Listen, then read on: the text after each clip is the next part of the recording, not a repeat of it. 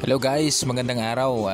Meron tayo ditong Yamaha Mio i125 o mas kilala sa Mio M3.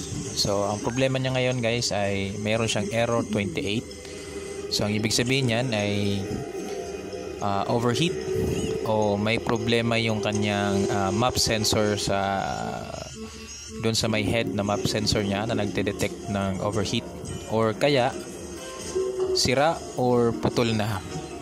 Sa case na to, tingnan natin. Ayan. So putol talaga, hindi lang isa, kundi dalawa yung putol na wire.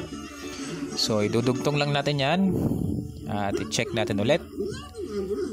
Okay. So ayan. So goods na. Ride safe mga ka-DIY at please like and share.